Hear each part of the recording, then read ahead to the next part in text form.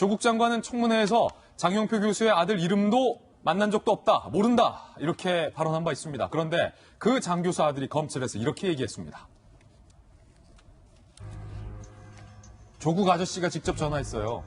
논문 교수 아들의 허위 인턴십, 조국이 직접 권유, 서울대 공익인권법센터 인턴 증명서 받은 당국대 장영표 교수 아들 장모 씨, 유일한 활동은 세미나 참석 하나였어요. 그런데 이 장영표 교수 아들이 검찰에서 이렇게 얘기했어요.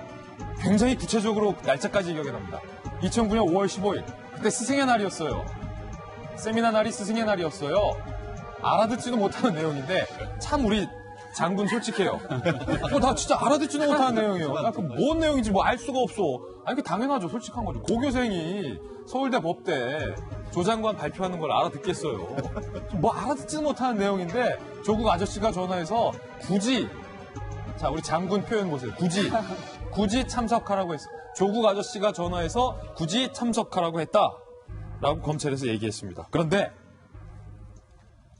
자, 이 조국 아저씨가 청문회에서 뭐라고 얘기했는지 이야기 들어보시죠. 당국대 교수님과 저는 전화번호도 모르고 연락도 한 적 없습니다.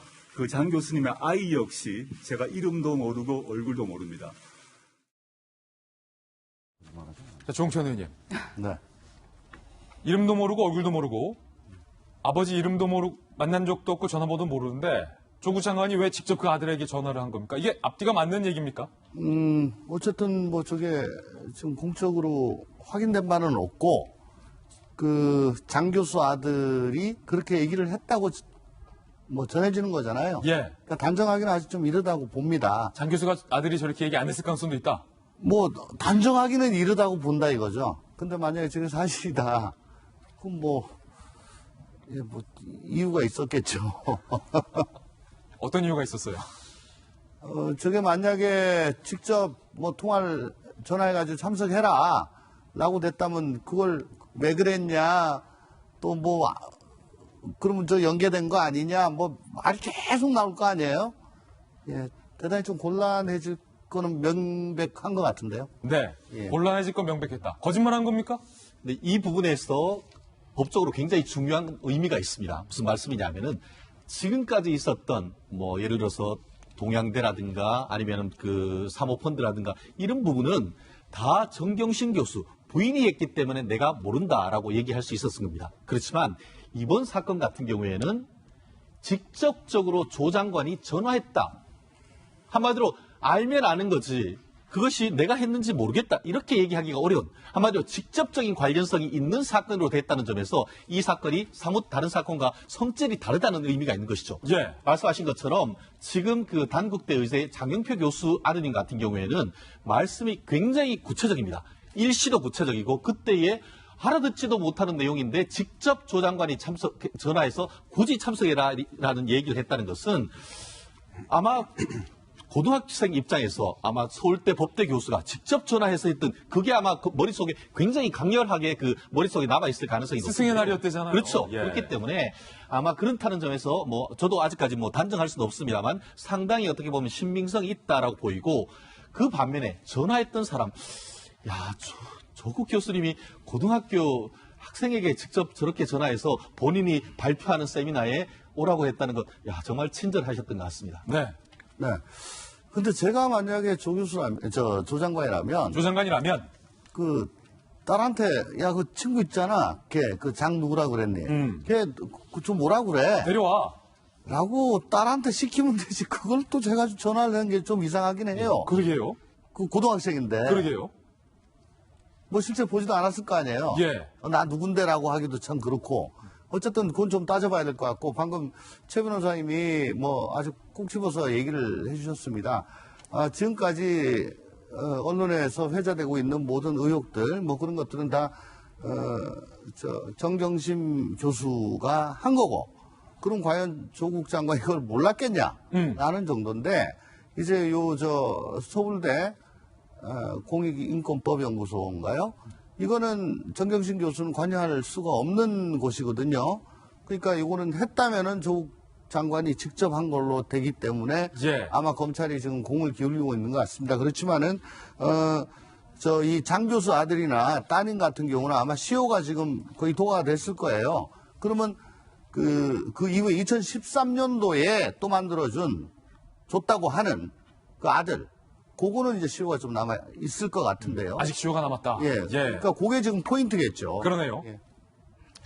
근데 이 당국대 교수께서 이 따님을 조 장관의 따님을 제1저자로 등재를 했었잖아요. 그러니까 조 장관도 이 교수한테 당국대 교수님한테 혜택을 입었기 때문에 빚을 갚아야 되는 상황인 거죠. 그래서 본인이 직접 전화해서 너 와서 이거 해라.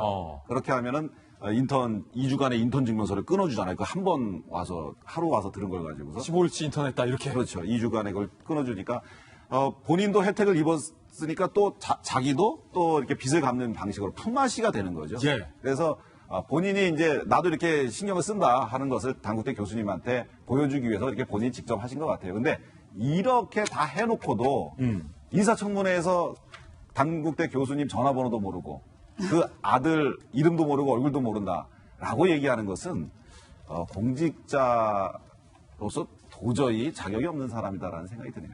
예. 자, 어제 저희가 채널A가 단독 보도해드렸던 내용 뭐였냐면 조 장관의 집에서 나온 인턴 증명서 미완성본이 조 장관 아들 그리고 당국대 장효표 교수 아들 이 두 사람 것뿐이 아니라 조 장관 친구 아들 것까지 있었다 보도해드렸는데 그렇다면 그 조 장관 친구 아들은 서울법대에서 인턴을 했느냐? 저희가 한번 취재해봤습니다. 안 했다는 겁니다. 조국 친구 아들도 인턴 안 했다. 조국 자택 PC에서 발견된 제3의 인턴 활동 증명서는 조 장관 서울대법대 82학번 동기 아들의 것이었는데 검찰이 또 조사했어요, 어제. 검찰 조사 잘해요. 그 조 장관 동기 변호사 아들은요, 인턴 한 적 없다. 역시 이분도 세미나에 단 한 번 참석했을 뿐인데 인턴 증명서를 받았다라고 진술을 한 겁니다. 스펙 품앗이 논란 장용표 교수 아들 장씨 진술과도 일치해요. 사실상 허위 수료증 수령을 시인한 셈이다라는 이야기가 되는 셈입니다.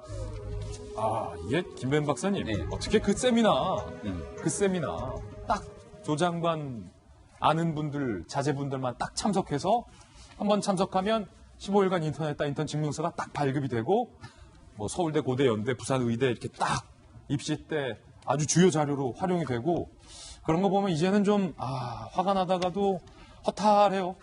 82학번 법대 동기라 그러죠. 또 법대 예. 동기 친구 아들.